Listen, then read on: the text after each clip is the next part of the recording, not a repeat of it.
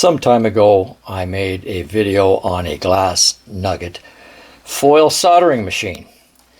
And I've been asked to remake that video in much more detail, which I am going to try to do here. So first of all, let's take a look at the materials that we're going to need to make this. This part, the handle, we're going to need some 5/8 aluminum, round aluminum. This is a long piece. We'll just cut off whatever we need off of that. And the base is 1/4 inch by about 4 inches. So we have a piece of 1/4 inch plate here, and we're going to cut a piece off of the end, and that'll just about give us the same as we have over here. Now the two end upright parts were made out of 3/8 aluminum stock, and I don't have any of that. So we're going to make them out of this 1/2 inch, and we'll cut this piece in half, and that will amount to about the same height as these ones here. Now the advantage of using the steel instead of the aluminum is that that is going to add weight and therefore stability when you're using it. The disadvantage is it's a little bit harder to machine the steel, but we'll have to put up with that. Now you'll also need a bearing. Now this bearing is just out of a roller skate wheel. It's supposed to be 22 millimeters. It's a little short of that, 866 thousandths of an inch, and we're going to have to bore a hole for that. This screw is inside this handle. This is what holds the handle on. The screw goes in the end there. This set screw is a 1024 set screw. That's 3/16 diameter screw, and that is for holding the bearing in right here. We'll also need a spring. Now the spring, it doesn't really matter as long as you can get it to fit on the inside here. The inside of the diameter at this point here is about 1/4 inch. So as long as the spring fits over that 1/4 inch and doesn't fit over the 3/8 diameter end piece, it's going to work. Now this spring that I have is probably a little bit too long, but we'll just cut that off with a pair of wire clippers when we get to the assembly and find out exactly how long it needs to be. This is a long piece of 3/8 rod, and that is to make this piece here that goes right through and over to the handle here. Now we're going to start out by making what I think is the most difficult part from a machining perspective, and that is this upright at the end. We need to make the pocket for that bearing, and it's not really a nominal size that I have an end mill for. So we're going to have to first use a drill and then an end mill, and then we're going to have to use an adjustable boring tool to get it to the right size for the bearing. So we'll go over to the mill and work on that right after we cut this in half, so we have two pieces for each, one for each end. Okay, we're going to cut our 1/2 inch piece of material into two hopefully equal pieces.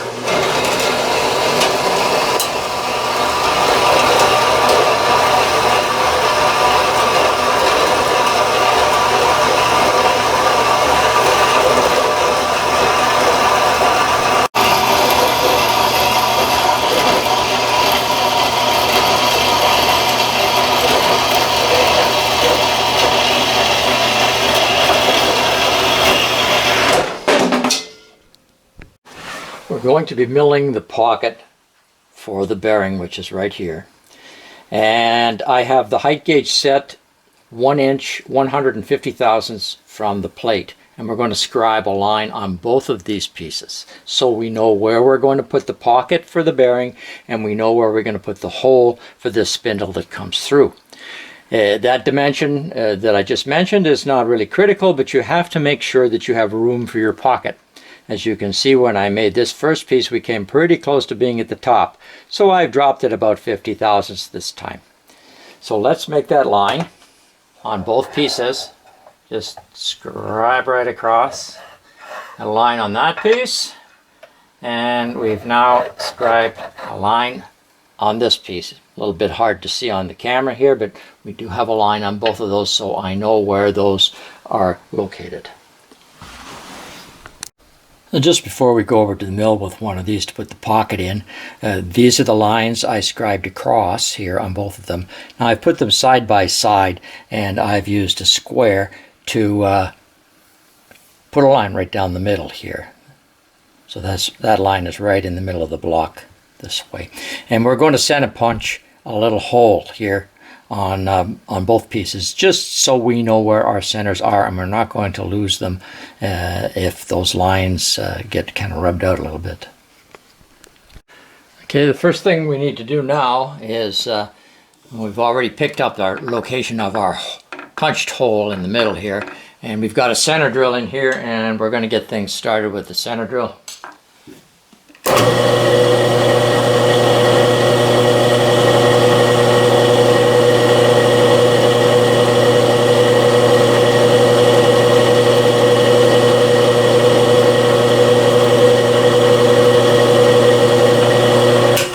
There's our center drill. Now we're going to drill all the way through with a 3/8 drill. Well, a much shorter one than that. I'll be right back.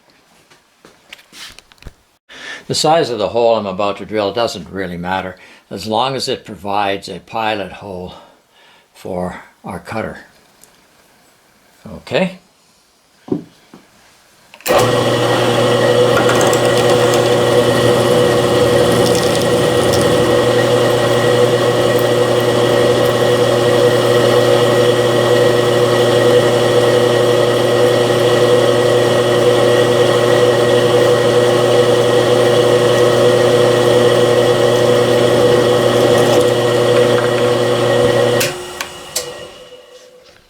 The pocket depth for our hole is 276 thousandths.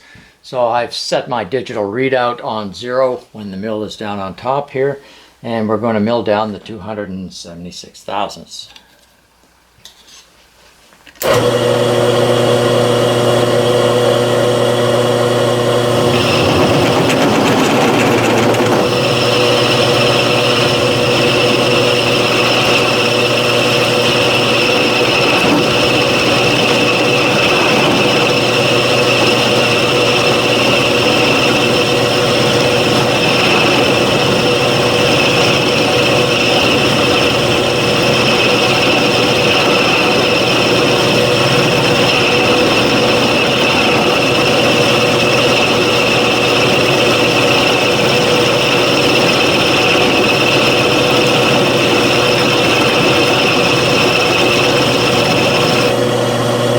There we go, 276 thousandths.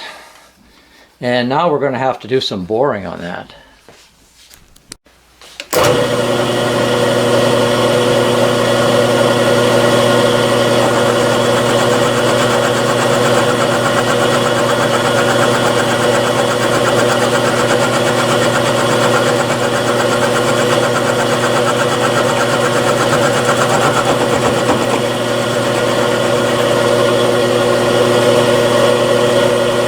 Alright, that concludes the final cut, and hopefully that bearing is going to fit in there.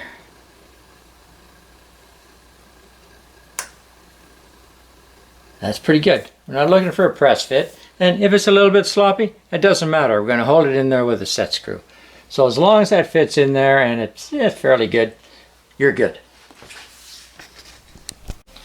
Unfortunately, I had a little accident and lost about 8 video clips that I can't really repeat because I've already made the parts, but we can talk about it. They were the clips on drilling this small hole that has the set screw in it that retains the bearing. This was simply placed in the mill vise. We drilled a hole with the appropriate size tap drill for 1024 and put a 1024 set screw in this after tapping the hole. That's pretty straightforward, and it doesn't matter if it's not exactly right on center with this. It could be a little bit either way. It's still going to hold that bearing steady in the hole. The other thing we lost was the drilling and tapping of these 2 holes. And the way we located those is we took the distance across this, found the center point, and then from the center point we moved over 300 thousandths. We drilled and tapped 6 32 holes. The first one here, which is located 300 thousandths from center, and the second one here, which is located 600 thousandths from the first hole. So there's 600 thousandths between the 2 holes. And the same thing for this, exactly the same procedure. That makes up pretty well the video clips that I have lost. We've got the block for the other end mounted in the mill vise, and we're going to need a 1/4 inch hole. We've already put a center drill here, so we have a nice mark to run our drill through. Now what I'm going to do, since I'd like this hole to come out pretty close to a 1/4 inch, and drills pretty well always drill just a little bit over what they're supposed to, I'm going to drill this with a 15/64 drill first, and then I'll run the 1/4 inch drill through, and we'll be really close to being on size.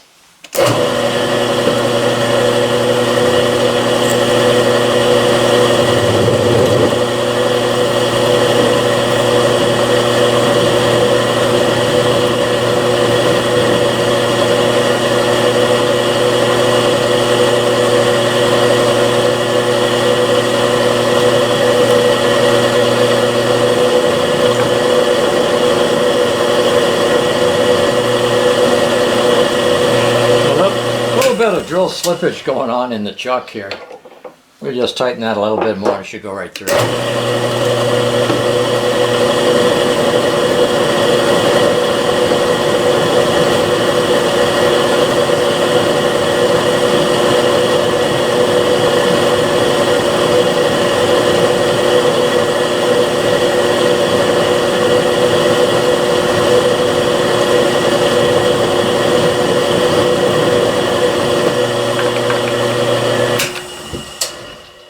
Looks like it might be time to sharpen that drill.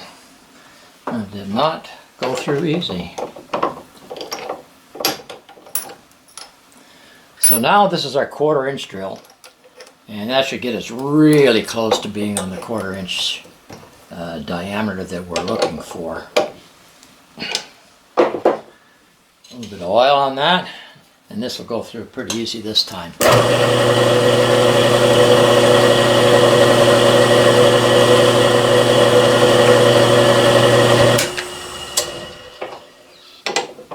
Just to see if we got a nice hole there or not, nice size hole, I'll take a 1/4 inch dowel, and we'll put the dowel in there and see what kind of a fit we get. Here's a 1/4 inch dowel.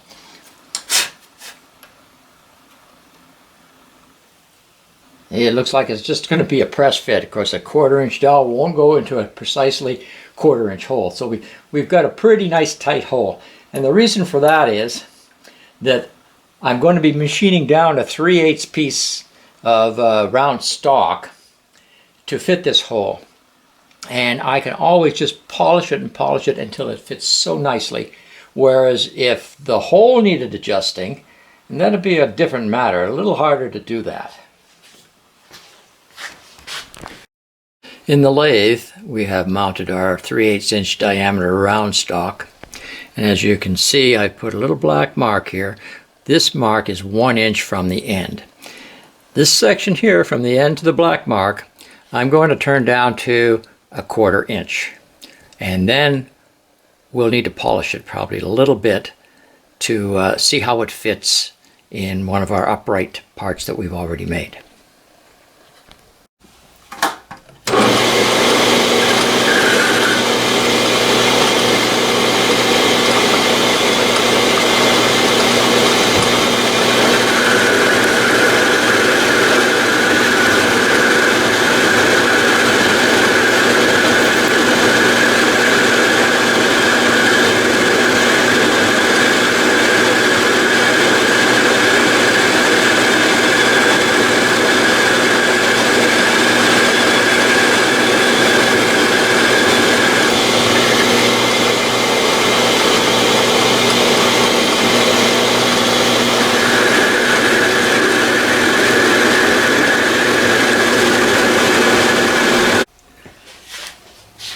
That should have been our last cut on here.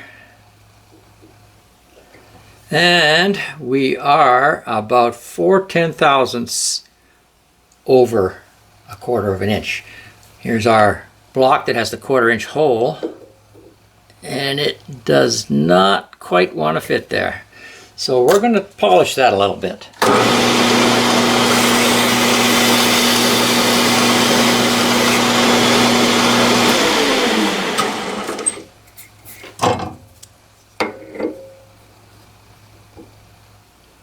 And a little bit more is needed.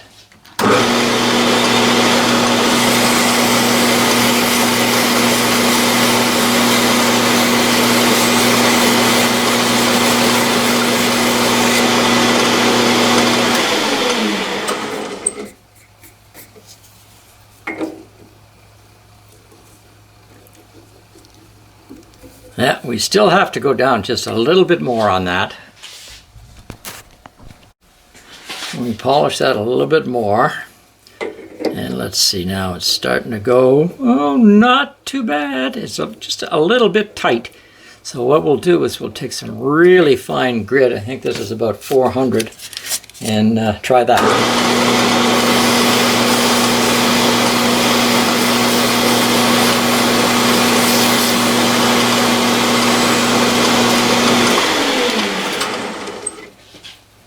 Nice looking finish on there now. I think that's going to work pretty nice. It's not too tight and definitely not loose. We could probably spin this a little bit.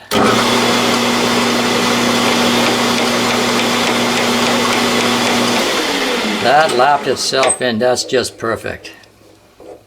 No wobble. Now we're going to need some threads in the end of here for that 832 screw that goes through from the handle. So we're going to center drill for that right now.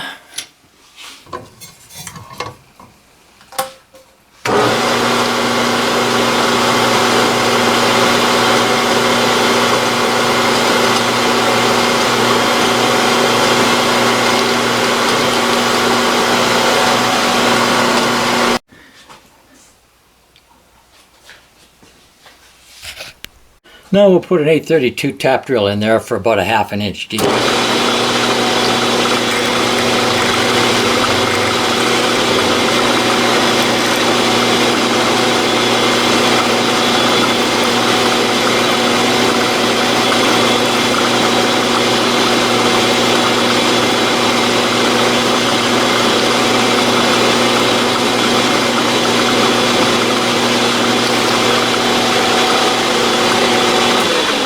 Okay, all that remains to do is tap the hole.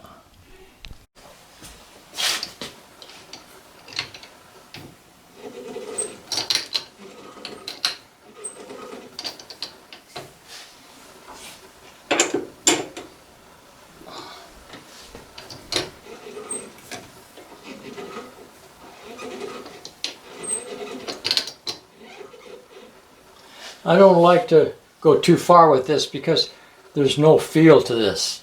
If the tap is not wanting to go, you can't feel it. So I usually just get it started so I know it's nice and straight, then I take it out of here and I'll do it by hand.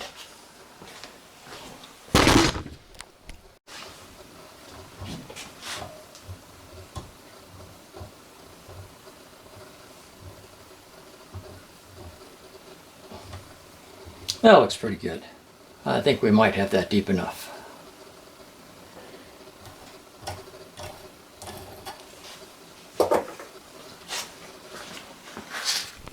Now we're going to cut this spindle off so the entire length is 2 inches 100/1000ths.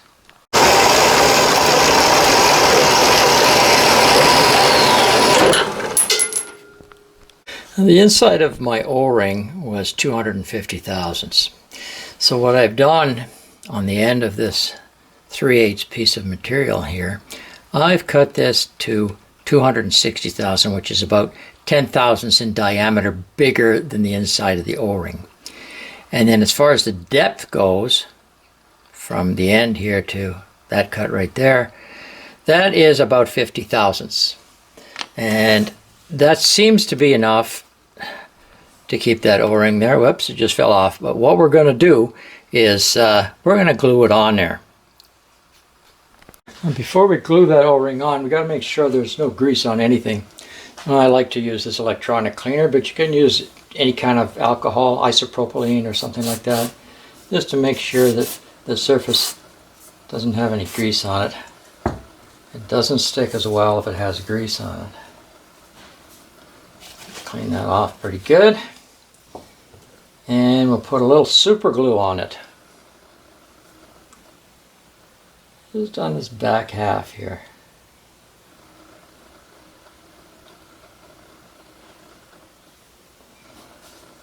Now this is where I stick the super glue to my fingers.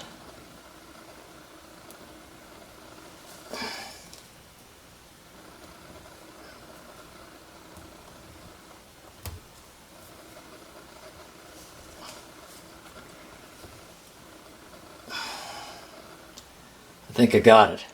Got it on my finger too.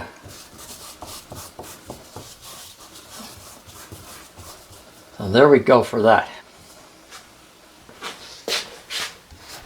Now we're going to cut a piece off our 4-inch wide 1/4 inch stock, and we're going to cut a piece that's 2 inches wide, and I'm going to find out if my saw cuts straight or not.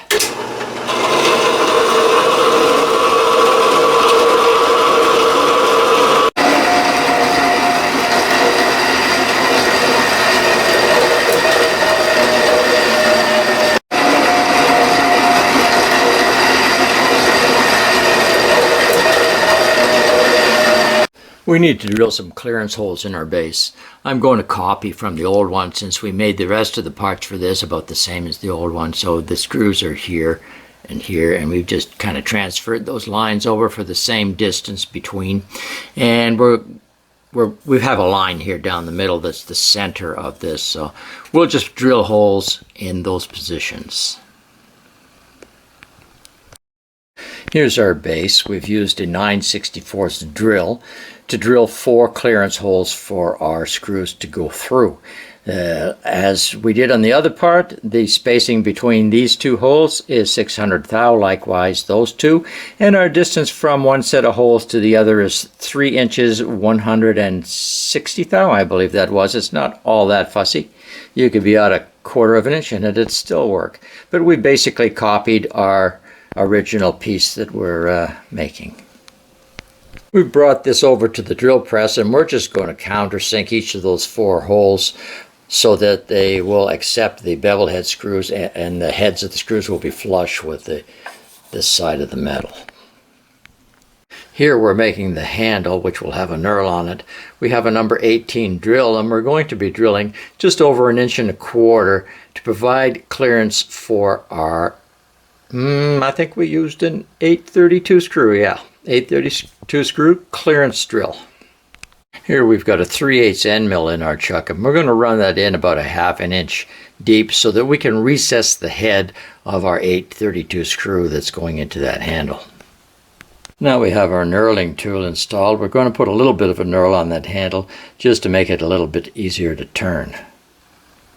Okay, our knurl is on there, and now we have the parting tool installed. We're just going to part that handle right off. Well, just one more part to make and we'll be all done. We're going to use our 3/8 round stock to make this little part that goes into the bearing, and that's going to be a press fit, so we have to get that the right size.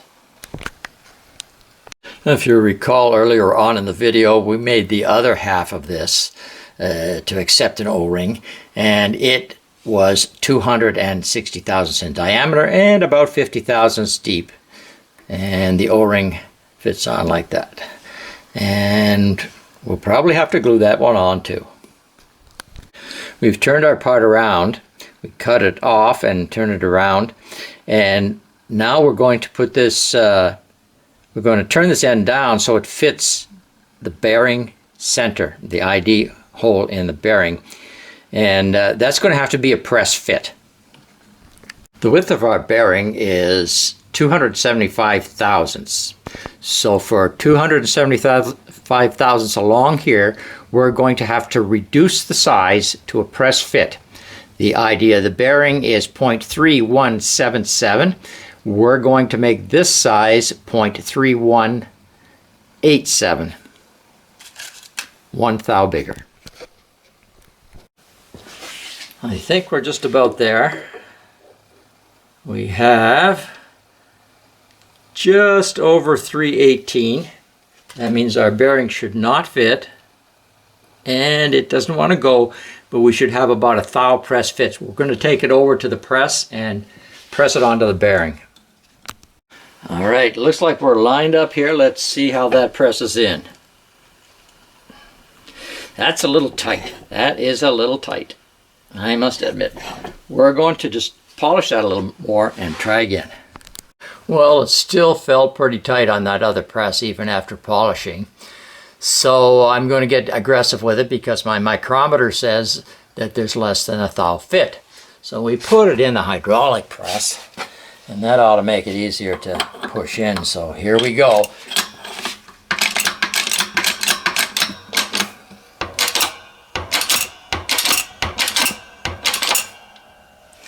And it's in. Well, we've assembled it. Here's the finished product. Put a nugget in between there, and we can turn it. No problem. The spring may be a tad too tight. I might cut another coil off the spring, but other than that, it looks pretty good. It's easy to turn, and I think the extra added weight of having these not be aluminum is making it so that you can turn it with one hand and not have to hold it.